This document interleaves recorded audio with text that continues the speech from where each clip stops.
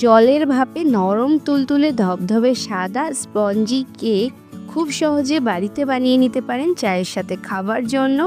ভীষণ ভালো লাগে, আর তাও আবার ময়দা ছাড়া বানাবো। তো হ্যালো বন্ধুরা, আমি শুভ্রা রান্নাঘরে বুড়িবোধ চ্যানেলে আপনাদের স্বাগত জানাই। চলুন তবে রেসিপিটা দেখে নেওয়া যাক।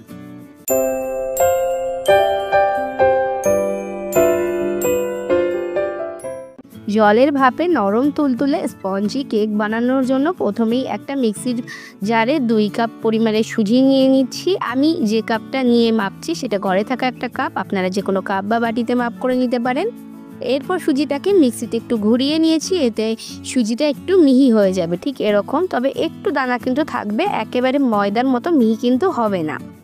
তো এরকমভাবে একটু মিক্সিতে সুজিটাকে ঘুরিয়ে নিতে হবে, এতে পরে যখন কেকটা হবে তখন খুব সুন্দর হবে। সুজিটাকে মিক্সিতে গুঁড়ো করে নেওয়া হয়ে গেছে। এরপর একটা বাটি নিয়ে নিয়েছি, তাতে সুজিটাকে ঢেলে রাখছি। আর একই মিক্সির জারে নিয়ে নিচ্ছি 1 কাপ পরিমাণে চিনি। চিনিটাকেও মিক্সিতে একটু গুঁড়ো করে নেব। এখানে আমি গুঁড়ো করা মিছরি ব্যবহার করছি, তবে আপনারা চিনিতেও সেমভাবে করতে পারেন। মিছরিটাকে গুঁড়ো করে নিয়েছি। এরপর এই গুঁড়ো পাউডারটাও কিন্তু একই সাথে সুজি রাখা পাত্রের মধ্যে নিয়ে নিলাম ঢেলে।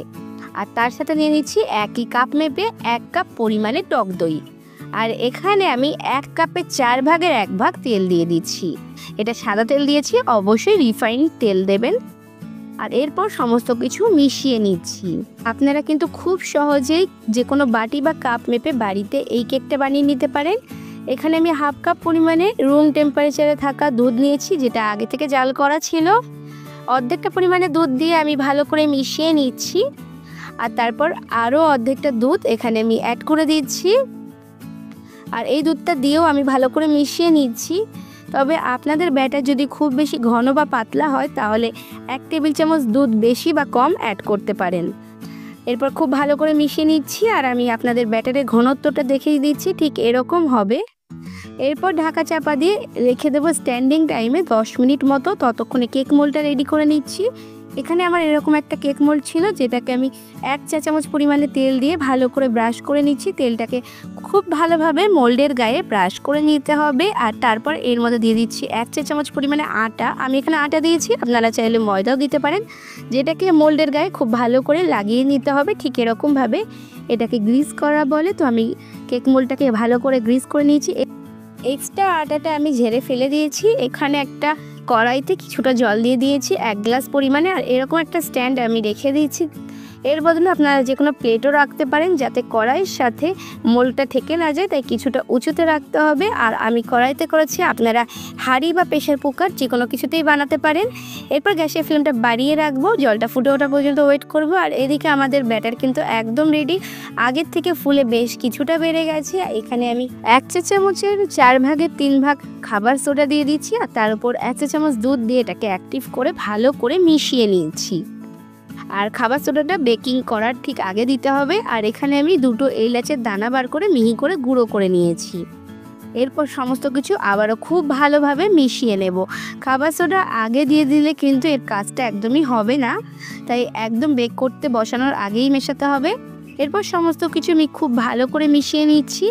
আর দেখতেই পাচ্ছেন এর ঘনত্ব কিন্তু আগের থেকে অনেকটা ঘন হয়ে গেছে। এরপর এটাকে আমি কেক মোল্ডে ঢেলে নেব। কেক মোল্ডটা আমি রেডি করেই রেখেছিলাম, একদম মাঝ বরাবর ঢালতে হবে। আর ঢালার সময় আপনারা বুঝতে পারছেন এটার ঘনত্বটা ঠিক কীরকম হয়েছে। অবশ্যই কেক বেক করার সময় কেকের যে ব্যাটারটা সেটা মোল্ডের অর্ধেকটা অংশে পূর্ণ করতে হবে, বাকি ওপরের অর্ধেকটা কিন্তু ফাঁকা রাখতে হবে, নাহলে কেক ফুলে বেরিয়ে যাবে। তো আমি অর্ধেকটা পরিমাণে কেকটা ভরে নিয়েছি। আর আমি পুরো ব্যাটারটাই কিন্তু এখানে দিয়ে দিয়েছিলাম। আর তারপর এরকম একটু ট্যাপ ট্যাপ করে নিচ্ছি। আর এইদিকে কিন্তু আমার জলটা ফুটছে আর বেশ ভাপ তৈরি হয়ে গেছে, মানে বাষ্প তৈরি হয়ে গেছে। আর এর মধ্যে খুব সাবধানে কেক মোল্ডটা বসিয়ে দেবো, যাতে গরম না লাগে, সেভাবেই বসাতে হবে। এরপর ঢাকা চাপা দিয়ে গ্যাসের ফ্লেমটা লো টু মিডিয়ামে রেখে বেক করে নেব। আমার এখানে বেক করতে 25 মিনিট মতো সময় লেগেছিল। আমি লো টু মিডিয়াম ফ্লেমে বেক করেছিলাম, আপনারা চাইলে একটু বাড়িয়েও দিতে পারেন। 25 মিনিট পর ঢাকনা খুলে দেখিয়ে নিচ্ছি। এটা কিন্তু একদম ক্লিয়ার আসছে। আর আমার কেকটা কিন্তু খুব সুন্দরভাবে বেক হয়ে গেছে, পুরোপুরি ফুলে উঠেছে। কেকটাকে বার করে ঠান্ডা করে নেব। পুরোপুরি ঠান্ডা করার পরই কিন্তু কেকটাকে ডিমোল্ড করতে হবে। আর তারপর এরকমভাবে একটা ছুরি দিয়ে ধারটা সিকিউর করে নিচ্ছি যাতে খুব সহজে বেরিয়ে আসে। হাত দিয়ে এরকমভাবে ধারটা ফাঁকা করে নিচ্ছি। আর এর উপর কিন্তু একটা প্লেট বা থালা দিয়ে দিচ্ছি। আর উল্টো করে একটু ট্যাপ ট্যাপ করে দিলেই কিন্তু খুব সহজেই কেকটা বেরিয়ে আসবে। তো দেখতেই পাচ্ছেন পেছন দিকটা কত সুন্দর তৈরি হয়েছে। আমি এটাকে সোজা করে নিয়েছি আর এটাকে কেটে দেখিয়ে দিচ্ছি। তো আমি প্রথমে মাঝ বরাবর কেটে তারপর সাইড থেকে কেটেছিলাম। পিসটা কিন্তু আমি আমার পছন্দ মতো করছি, আপনারা আপনাদের পছন্দ মতো পিস পিস করে কেটে নিতে পারেন। আর আমি কেটে এক টুকরো দেখিয়ে দিচ্ছি এটা ভেতর থেকে কত সুন্দর হয়েছে, কতটা জালিদার, সব তুলতুলে স্পঞ্জি হয়েছে। এই কেকটা খেতে ভীষণ ভালো হয়, যেহেতু ময়দা ছাড়া বানিয়েছি তাই এটা বেশ হেলদি হবে। বাচ্চাদের জন্য দিতে পারেন বানিয়ে, এছাড়া চায়ের সাথেও খেতে পারেন। কম সময়ে খুব তাড়াতাড়ি খুব সহজে বাড়িতে কেকটা বানিয়ে নেওয়া যায়। আপনারা অবশ্যই বাড়িতে বানিয়ে দেখবেন আর রেসিপিটা কেমন হয়েছে আমাকে কিন্তু কমেন্টস করে জানাতে একদম ভুলবেন না। আমি সাধারণত যখন কেকটা বানিয়ে থাকি তখন এরকম ছোট ছোট পিস পিস করেই রাখি যাতে খেতে সুবিধা হয়, যখন যার ইচ্ছা খেতে পারে। আমার বাড়িতে বাচ্চা আছে, সে কেক খেতে ভালোবাসে, তাই সে একটা করে পিস নিয়ে খেতে পারে।